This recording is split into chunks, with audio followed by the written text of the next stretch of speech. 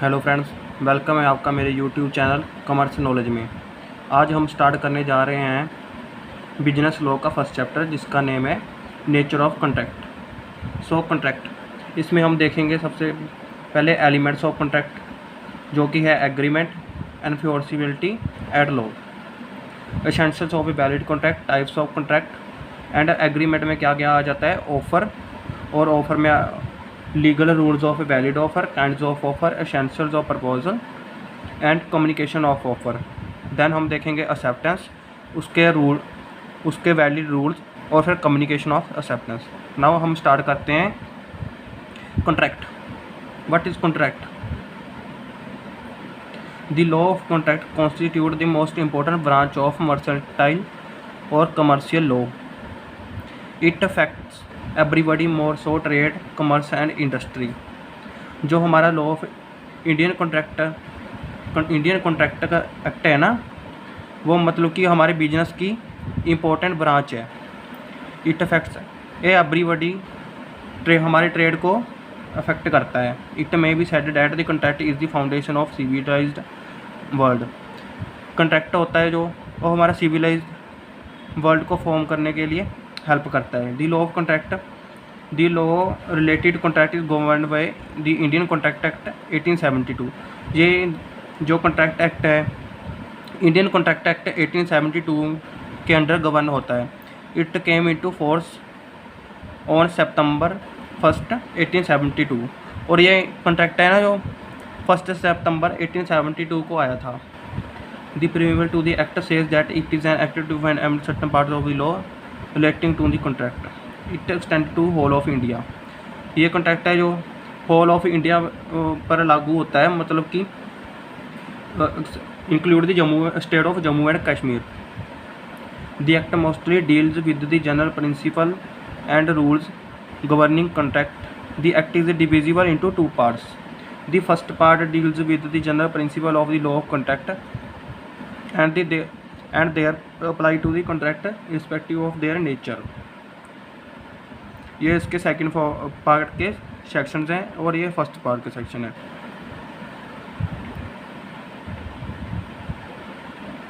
इसलिए as a result of increasing complexibilities of business environment, innumerable contracts are enter into by the parties in the usual course of carrying on their business. हमारी business की complex होने की वजह से business environment में बहुत सारे रूल्स आते हैं। Contract is the most useful method of defining the rules and duties in A business transactions. जो हमारा कॉन्ट्रैक्ट है, ये हमारे पास बहुत इम्पोर्टेंट टूल है रूल्स को डिफाइन करने के लिए। सो हम स्टार्ट करने जा रहे हैं हमारा कॉन्ट्रैक्ट का मेन पोर्शन। सबसे पहले हम सीखेंगे प्रपोजल और ऑफ़र, क्योंकि इसके बाद ही आपको सब कुछ समझ आएगा। First, proposal. Definition of proposal. According to the section 2A of the Indian contract act 1872, when one person signifies to another his willingness to do और not to or to abstain from doing anything with a view to obtaining the essence of the that other to such act or abstinence, he is said to make an proposal। इसका meaning क्या है? Simply, अगर कोई person दूसरे person को अपनी willingness बताए कि वो उससे कॉन्ट्रैक्ट करना चाहता है, क्योंकि उसके साथ कॉन्ट्रैक्ट करना चाहता है, उसकी एसेंट को लेने के लिए, एसेंट मतलब सहमति को लेने के लिए उसे प्रपोजल कहते हैं। सिंपली सेज, जैसे कि एक पर्सन है,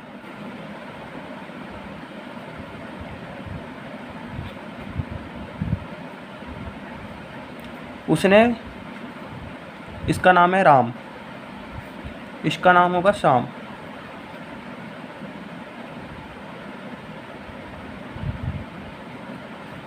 राम ने श्याम को बोला कि क्या आप मेरी रेड कार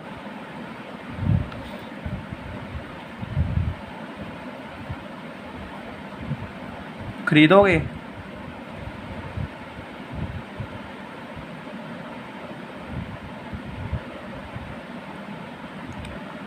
राम ने शाम को ऑफ़र दिया कि क्या आप मेरी रेड कार को खरीदोगे 50,000 रुपीज़ में।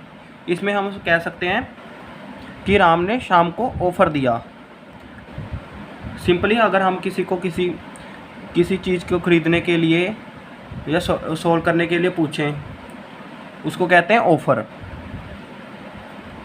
ऑफ़र देना। Now essentials of offer. जो ऑफ़र होता है वो किसी चीज़ को करने के लिए भी हो सकता है और किसी चीज़ को नहीं करने के लिए भी हो सकता है। जैसे कि इस केस में राम ने शाम को ऑफ़र दिया कि क्या आप मेरी रेड कार को ख़रीदोगे। इसमें कुछ करने के लिए दिया गया था और ना करने के लिए क्या होगा? राम शाम। राम और शाम दो पर्सन हैं, इन दोनों की गाड़ी का एक्सीडेंट हो गया।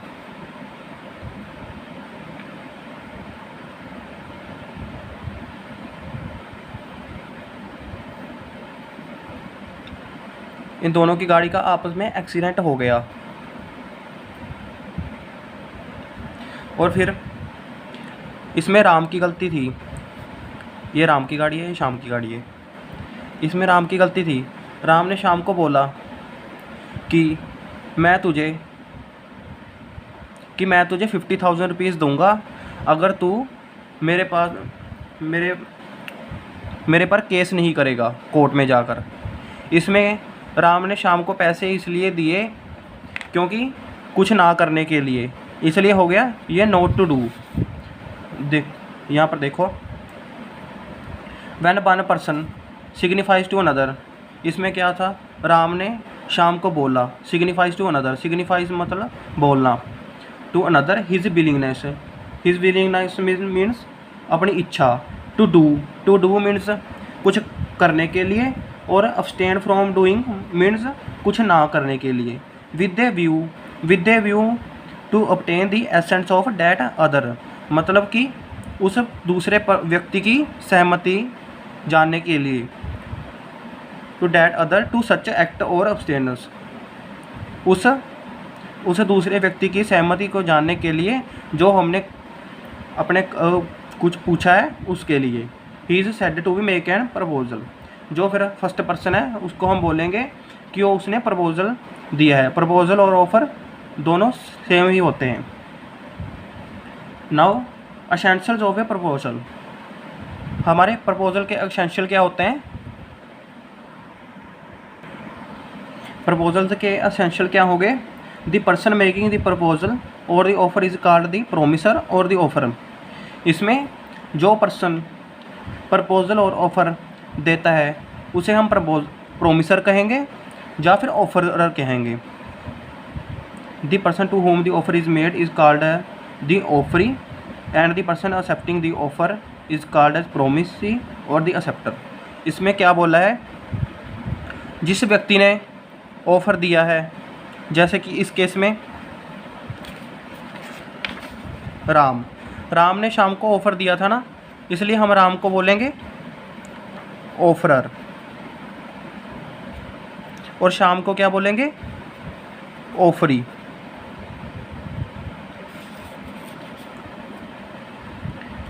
और ये प्रोमिसी और एक्सेप्टर हम बाद में सीखेंगे, क्योंकि इसको सीखने के लिए पहले हमें एक्सेप्टेंस सीखनी पड़ेगी।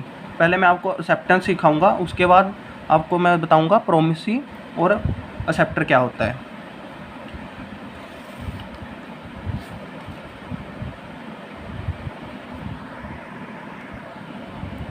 नाउ हम अब बात करेंगे for a valid offer the party making it must express his willingness to do और not to do something. There must be expression of willingness to do और not to do some act by the offerer. इसमें simply वही आएगा जो मैंने आपको इस example में समझाया था कि इसमें राम और शाम की गाड़ी का एक्सीडेंट हो गया था। इसमें राम की गलती थी, इसलिए राम ने शाम शाम को पैसे दिए थे कि तुम कोर्ट में मत जाना, मैं तुम्हें 50,000 रुपीज़ दे दूँगा। इसमें क्या था, नॉट टू डू, कुछ नहीं करने के लिए पैसे दिए गए थे। और इसमें हमारी फर्स्ट वाली एग्जाम्पल में क्या था, इस एग्जाम्पल में से था हमारा कि राम ने शाम को बोला था कि तुम मेरी रेड कार को ख़रीदोगे 50,000 रुपीज़ में। इसमें कुछ करने के लिए ऑफ़र दिया गया था और इसमें कुछ नहीं करने के लिए। मैं आपको कुछ करने के लिए जो ऑफ़र दिया गया था मैं उसको दोबारा से आपको एक्सप्लेन कर देता हूँ। एक और हम राम और श्याम ही ले लेते हैं, जैसे कि राम श्याम। राम ने श्याम को बोला कि क्या तुम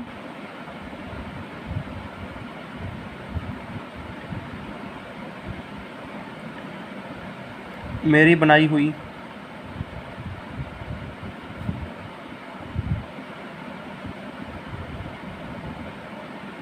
दवाई को बेचोगे?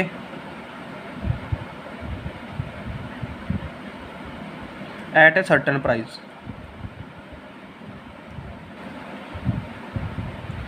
राम ने शाम को ऑफ़र दिया कि क्या तुम मेरी बनाई हुई दवाई को बेचोगे कुछ प्राइस के ऊपर। यह कुछ करने के लिए ऑफ़र है और हमारे इस ऑफ़र में कुछ नहीं करने के लिए था offer. Now moving to the next point. हमारा नेक्स्ट पॉइंट क्या कहता है, हम ये एग्जाम्पल भी देख लेते हैं। Example 31, A willing to sell his goods at certain price to B. A ने अपनी विलिंगनेस बताई बी को कुछ गुड्स सेल करने के लिए, इसलिए उसने कुछ करने के लिए ऑफ़र दिया। A willing to not to dance in a competition if B pays him certain sum of money. A ने बी को ऑफ़र दिया कि तुम पार्टी में डांस नहीं करोगे अगर मैं आपको कुछ अमाउंट दे देता हूँ। इसलिए ये ऑफ़र हो गया कुछ ना करने के लिए ऑफ़र। हमारा थर्ड पॉइंट क्या कहता है, the willingness must be expressed with a view to obtain the assent of the other party to whom the offer is made. हमारा थर्ड पार्ट कहता है कि जो हमने विलिंगनेस दी है वो हम ऐसे एक्सप्रेस करनी है कि कुछ उस दूसरे व्यक्ति की एसेट लेने के लिए। हम इसको एग्जाम्पल की मदद से समझते हैं। जैसे कि हम यही एग्जाम्पल लेते हैं, where A tells B that he desire to marry by the end of 2019, it does not constitute offer of marriage by A to B. इसमें चलो हम ले लेते हैं, देखते हैं। हमारा यहाँ पर एक अनिल है, एक है भीमशन।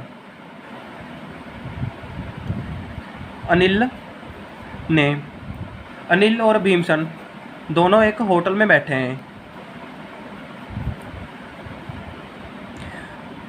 अनिल, चलो यहाँ पर हम लेते हैं भूपाली। अनिल और भूपाली दोनों एक होटल में बैठे हैं, वो चाय पी रहे हैं। अनिल ने भूपाली को बोला कि मेरी इच्छा है कि मैं सितंबर एंड तक शादी कर लूँगा। इसमें हम ऐसे नहीं बोल सकते कि अनिल ने भूपाली को ऑफ़र दिया, क्योंकि अनिल ने भूपाली की इच्छा जानने के लिए नहीं किया। अगर अनिल कहता कि क्या तुम मेरे से शादी करोगी, इसलिए हम कह सकते थे कि अनिल ने भूपाली को ऑफ़र दिया। बट उसने बोला कि मेरी इच्छा है कि मैं सितंबर एंड तक शादी कर लूँगा, इसलिए हम इसको ऑफ़र नहीं बोल सकते। क्योंकि इसलिए बोला है the willingness must be expressed with a view to obtain the assent of the other party. क्योंकि हम इसमें हमारी डेफिनेशन में बोला था कि हम जो भी कुछ बोलेंगे दूसरी पार्टी को, उस पार्टी की एसेट लेने के लिए। इसलिए हम एग्जाम्पल देखते हैं, where A tells B that he desire to marry by the end of 2019, it does not constitute an offer of marriage way A to B. Therefore, to consider a valid offer, expressions of willingness must be made to obtain the assets of the other. इसलिए expression of willingness बहुत ही ज़रूरी है offer के लिए, valid offer के लिए. Thus, if in the above example a further adds will you marry me, it will constitute an offer, जो कि मैंने आपको एग्जाम्पल में एक्सप्लेन कर ही दिया था. नाउ मूविंग टूवर्ड हमारा fourth point. An offer can be negative as well as positive. Thus doing is a positive act and not doing और abstinence is a negative act. Nonetheless both these acts have the same effect in the eyes of law. हमारा जो offer होता है वो positive भी होता है, हो सकता है, और नॉट डूइंग भी हो सकता है, नेगेटिव भी हो सकता है. जैसे कि मैंने आपको पहले इस एग्जांपल में एक्सप्लेन किया था राम और शाम के एग्जांपल में, जिसमें उन दोनों का एक्सीडेंट हो जाता है और राम ने उसको शाम को 50,000 रुपीज़ दिए थे केस ना करने के लिए. इसमें क्या बोला है इस एग्जांपल में, A offer to sell his car to B for 3 lakhs is an act of doing. A ने ऑफ़र दिया बी को अपनी कार सेल करने के लिए 3 lakhs में. ये क्या है? Act of doing. So in this case A is making an offer to B, जो कि पॉजिटिव ऑफर है डूइंग का. और when A ask B after his car meets with an accident with B scooter not to go to court and he will pay the repair charges to B for the damages to B scooter, it is an act of not doing or abstinence. ये हमारी example का ही है जो हमने पहले ली थी. इसमें क्या बोला है, ए ने बी को बोला जब ए की कार बी की कार से एक्सीडेंट हो गया था, बी की स्कूटर के साथ एक्सीडेंट हो गया था, कि बी को बोला था कि तुम कोर्ट में मत जाना, मैं आपको रिपेयर के चार्जेस दे दूँगा. इसलिए ये क्या था, नॉट डूइंग का केस ऑफ़र. इसलिए हमने ऑफ़र देख लिया. अब हम एक्सेप्टेंस देखेंगे, उसके बाद हम कॉन्ट्रैक्ट देखेंगे, फिर हम काइंड्स ऑफ ऑफ़र देखेंगे. तो पहले हम काइंड्स ऑफ ऑफ़र ही देख लेते हैं, उसके बाद हम एक्सेप्टेंस करेंगे नेक्स्ट वीडियो में हमारी. Now kinds of offers. offer, how made and to whom made. How made, express offer or implied offer. General offer, specific offer. Classification of offer. An offer can be classified as general offer, specific offer, cross offer, counter offer, standing offer or continuing offer. General offer, specific offer, counter offer, cross offer, standing offer. हम इसको detail में अब देखते हैं. Guys, मैं आपको बता देता हूँ कि मैं आपको इस बुक की PDF का लिंक डिस्क्रिप्शन में डाल दूँगा, आप वहाँ पर डाउनलोड कर सकते हैं. Journal offer. हमारा जर्नल ऑफ़र क्या होता है? हमारा जर्नल ऑफ़र कहता है, it is an offer made to public at large and hence anyone can accept and do the desired act. Carlyle with Carbolic Smoke Ball Company.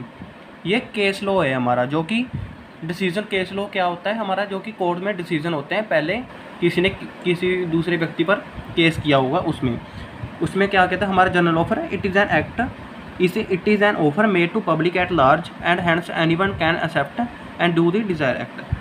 हमारा general offer बोलता है कि जैसे हम इसको एग्जाम्पल के तौर पे समझते हैं, एग्जाम्पल के थ्रू समझते हैं.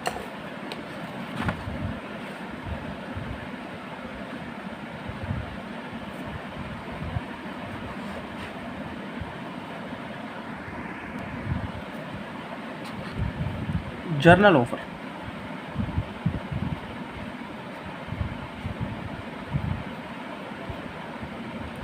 इसमें एक पर्सन था, एक कंपनी थी जिसका नाम था कार्बोलिक स्मोक बॉल्स। ये कंपनी क्या करती थी, ये कंपनी ना बॉल्स बनाती थी, जो कि एक मेडिसिन कंपनी है जो कि बॉल्स बनाती थी, स्मोक बॉल्स। क्योंकि जब इन्फ्लुएंजा चल रहा था, इन्फ्लुएंजा की बीमारी चल रही थी ना, तब यह कंपनी कार्बोलिक स्मोक बॉल बनाती थी। और इस कंपनी का कहना था कि अगर कोई व्यक्ति इनके द्वारा बताई गई डिस्क्रिप्शन के अकॉर्डिंग अगर कोई व्यक्ति उस मेडिसिन को लेता है तो उस व्यक्ति को इन्फ्लुएंजा नहीं होगा। बट एक लेडी थी कार्लिल नेम की, उसने इस कंपनी की डायरेक्शन के अकॉर्डिंग मेडिसिन ले ली, बट फिर भी उसको इन्फ्लुएंजा हो गया। और फिर इस लेडी ने इस कंपनी के ऊपर केस कर दिया कि उसको कंपनसेशन चाहिए। और फिर उस कंपनी ने मना कर दिया कि उसने उस लेडी को ऑफ़र नहीं दिया था। फिर कोर्ट में ये डिसाइड हुआ कि आपने जनरल ऑफ़र दिया था। जनरल ऑफ़र मीन्स मतलब कि जो सबको दिया गया हो, मीन्स कि जनरल ऑफ़र मतलब कि अगर हम पूरी पब्लिक को दें ऑफ़र तब तो होगा जनरल ऑफ़र, और अगर हम स्पेसिफिक पर्सन को देंगे ऑफ़र तो होगा specific offer. General offer means example,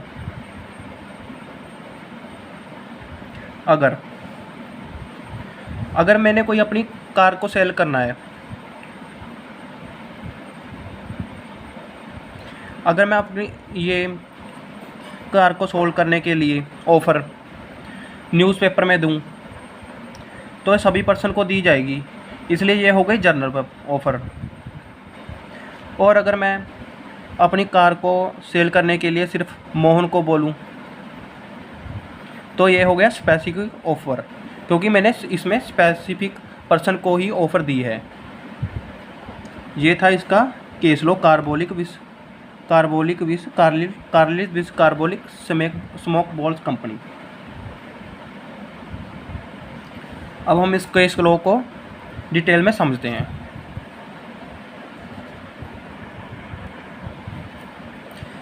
हमारा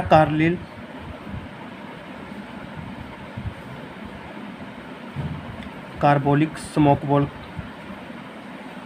क्या कहता है। गाइस आप देखोगे इस केस में कार्लिल का नेम सबसे पहले क्यों आया और कार्बोलिक स्मोक बॉल का बाद में क्यों आया, क्योंकि इस केस में जो कार्लिल है, कार्लिल उसने केस किया था कार्बोलिक स्मोक बॉल कंपनी में। इसमें इसलिए जो पर्सन पहले केस करता है उसका नेम पहले आता है, केस करने वाले पर्सन का नेम पहले आता है और जिसके ऊपर केस किया जाता है उसका नेम बाद में आता है। इसलिए इस पर्सन ने केस किया है और ये है डिफेंडेड पर्सन जिसके ऊपर केस किया गया है। हमारा इस केस में क्या बोला गया है कि एक कार्बोलिक नाम की स्मोक बॉल कंपनी होती है जो कि इन्फ्लुएंजा की मेडिसिन बनाती है, और इस कंपनी में न्यूज़पेपर में ऑफ़र दिया कि जो भी पर्सन इस हमारी डायरेक्शन के अकॉर्डिंग हमारी स्मोक बॉल्स को ख़रीदेगा और उसको खाएगा उसको इन्फ्लुएंजा नहीं होगा। बट और एक लेडी कार्लिल ने ऐसा ही किया, बट उसको फिर भी इन्फ्लुएंजा हो गया, इसलिए उसने कार्बोलिक स्मोक बॉल कंपनी के ऊपर केस कर दिया कंपनसेशन के लिए। इसलिए केस में ये डिसाइड हुआ कि ये जनरल ऑफ़र था जो कि पब्लिक को लार्ज में दिया गया था और उसको कंपनसेशन मिली पाउंड्स की, जो कि 100 पाउंड्स की कंपनसेशन उसे मिली उस लेडी को। यही हमारी बुक में बताया गया है, आपको मैं दिखा भी देता हूँ। In the famous case law Carbolic Smoke Walls Company advertised in the several newspaper that a reward of pounds 100 pounds would be given to any person whom contacted influenza after using the small walls produced by the Carbolic Smoke Wall Company according to the printed directions. One lady, Mrs. Carlyle, used the smoke walls as per the directions of the company and even then suffered from influenza. Health. She couldn't recover the amount as by using the smoke walls. She had accepted the offer. इसमें क्या decide हुआ कि जो Mrs Carlill है ना, वो carbolic smoke wall company से amount recover कर सकती है। नाउ हमारा सेकंड पॉइंट बी जो कि है बी, स्पेशल और specific offer. When the offer is made to the specific और ascertain person it is known as specific offer. Specific offer can be accepted only by that specified person to whom the offer has been made. इसका भी एक case law है, Bolton versus Jones, जो भी हम देखेंगे। So specific offer होता क्या है? जब हम किसी स्पेसिफिक पर्सन को ऑफ़र देते हैं उसे बोलते हैं स्पेसिफिक ऑफ़र। जैसे कि इसकी अभी हम एग्जांपल देखते हैं। जैसे कि वन पर्सन था, इसको मोहन,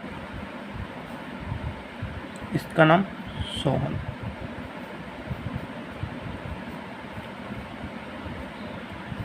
और इसका एक और दोस्त है, फ्रेंड है, जिसका नेम है दीपक। मोहन ने सोहन को ऑफ़र दिया, क्या तुम मेरे साथ टी पीने चलोगे, कॉफ़ी पीने चलोगे?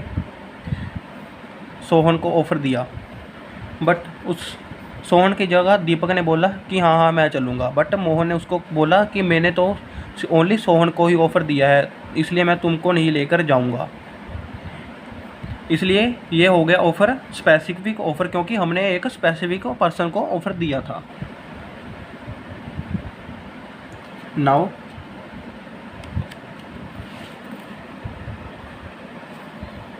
A offer to sell his car to B at certain cost. This is a specific offer. A ने B को ऑफ़र दिया अपनी कार को सेल करने के लिए। This is specific offer.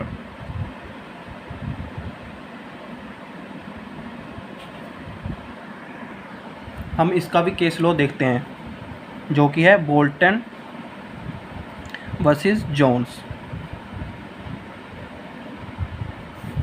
इस केस लॉ में क्या हुआ था? जो हमारा बोल्टन है, बोल्टन ने एक कंपनी परचेज़ की थी। बोल्टन ने एक कंपनी परचेज़ की थी और जो जोन्स था उस कंपनी का पहले ही सेलर था। उस कंपनी को पहले ही कुछ सप्लाई करता था प्रोडक्ट की। बट अब ये कंपनी बोल्टन ने परचेज़ कर ली थी किसी पर्सन से, और जोन्स ने उस कंपनी को प्रोडक्ट सप्लाई कर दिया। बट जो वो हमारा बोल्टन था, उसने अमाउंट देने के लिए मना कर दिया, क्योंकि बोल्टन ने बोला था कि मैंने तो ऑफ़र दिया ही नहीं, इसने पहले ही गुड्स सप्लाई कर दी।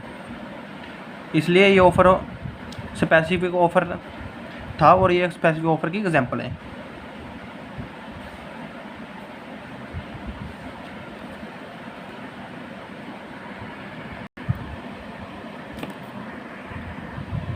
Now what is cross offer? When two parties exchange identical offers in ignorance at the time of each other's offer, the offer are called cross offer. There is no binding contract in such a case because offer made by a person cannot be constituted as acceptance of the another's offer. हमारे cross offer में क्या होता है? Simply अगर one person दूसरे person को same offer दे दे same amount पर, उसे हम बोलते हैं क्रॉस ऑफ़र। इसकी हम एग्जांपल देख लेते हैं।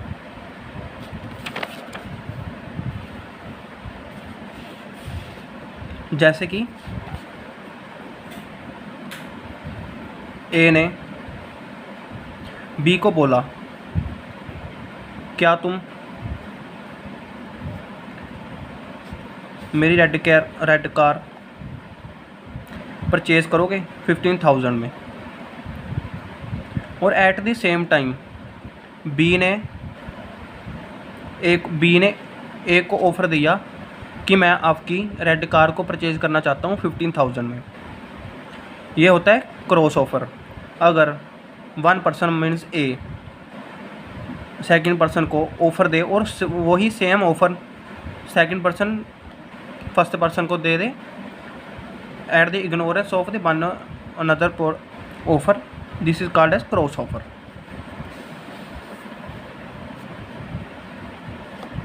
जैसे कि हम यहाँ पर देखते हैं, if A makes a proposal to B to sell his car for 2 lakhs and B without knowing the proposal of A makes an offer to purchase the same car at 2 lakhs from ए।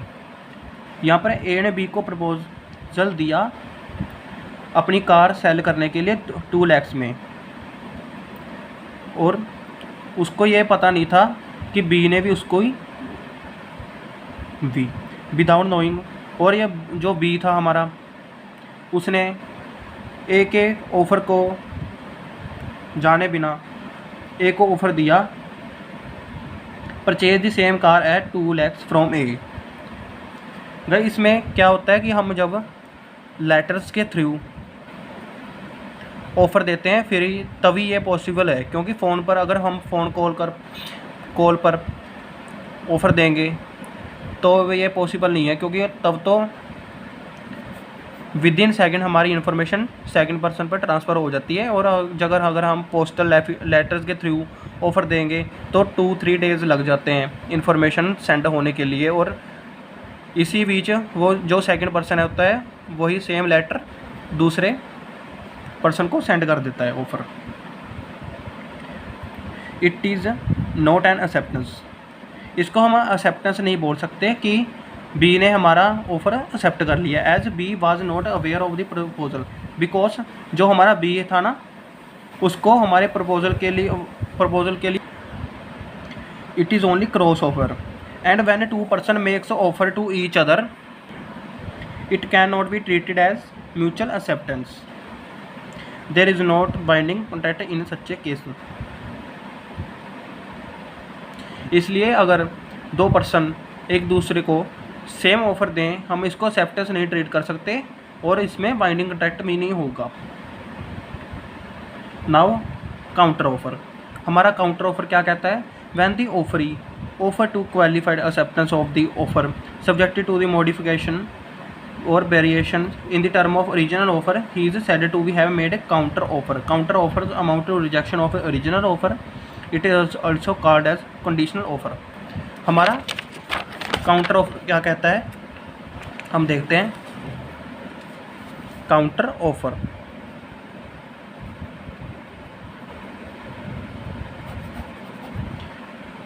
हमारा counter offer वो कहता है कि अगर जैसे कि ए ने B को ऑफ़र दिया सेम कार परचेज करने के लिए, रेड कार 15,000 के लिए। ए ने बी को बोला कि क्या तुम मेरी रेड कार को ख़रीदोगे 15,000 रुपीस में, और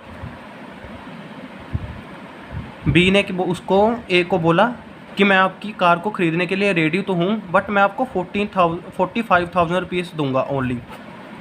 ये क्या हुआ, काउंटर ऑफ़र। इसमें बी ने ए के ऑफ़र को तोड़ दिया और अपना नेक्स्ट ऑफ़र दे दिया।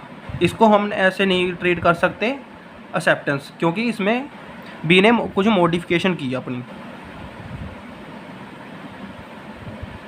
इसलिए इसको बोलते हैं काउंटर ऑफ़र। जैसे कि जब हम सब्ज़ी खरीदने जाते हैं और इसमें बारगेनिंग करते हैं ना प्राइस के लिए, वही चीज़ है। जैसे कि बारगेनिंग करते हैं ना प्राइस के लिए, वही चीज़ है ये। हम इसकी एग्जांपल देखते हैं। A offered to sell his plot to B for 10 lakhs. B agreed to buy it for 8 lakhs. A ने B को ऑफ़र दिया कि क्या मैं आपको अपना प्लॉट 10 lakhs में सेल कर दूंगा, और B ने बोला कि मैं आपके प्लॉट को खरीदने के लिए रेडी हूँ, बट मैं आपके प्लॉट को 8 lakhs में खरीदूंगा. It amounted to counter offer. इसको हम बोलेंगे counter offer. It will result in the termination of the offer of A.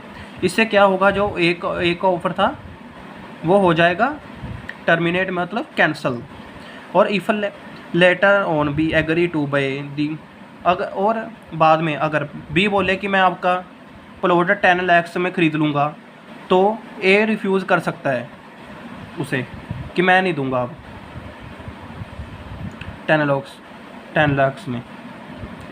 Standing or now standing or continuing or open offer. हमारा standing or continuing or open offer क्या कहता है? An offer which is allowed to remain open for acceptance over a period of time is known as standing or continuing or open offer. Tender that are invited for the supply of goods is kind of standing offer.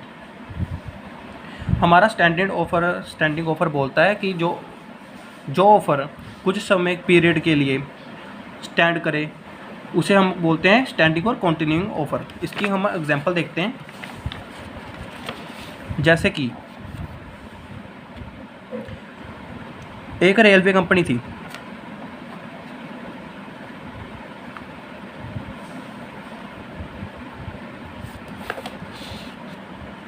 Railway company को XYZ limited, जो कि एक कोल manufacturing company है.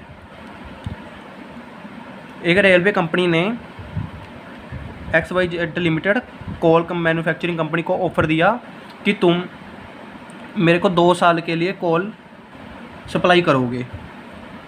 Railway company ने XYZ limited company को, जो कि कोल की मैन्युफैक्चर करती है, उसको ऑफ़र दिया कि तुम 2 ईयर के लिए मुझको कोल सप्लाई करोगे. इसलिए ये 2 ईयर्स के लिए स्टैंड करेगा. इसके लिए हम इसको बोलते हैं स्टैंडिंग ऑफ़र, क्योंकि ये नाम से क्लियर होता है. स्टैंडिंग ऑफ़र मतलब कि स्टैंड करेगा 2 ईयर्स के लिए. नाउ हम अपनी नेक्स्ट वीडियो में देखेंगे essentials of a valid offer. हम इसको अपने नेक्स्ट पार्ट में देखेंगे. लिए अगर आपको ये वीडियो अच्छी लगी तो आप लाइक और चैनल को सब्सक्राइब कर सकते हैं. धन्यवाद. मिलते हैं नेक्स्ट पार्ट में.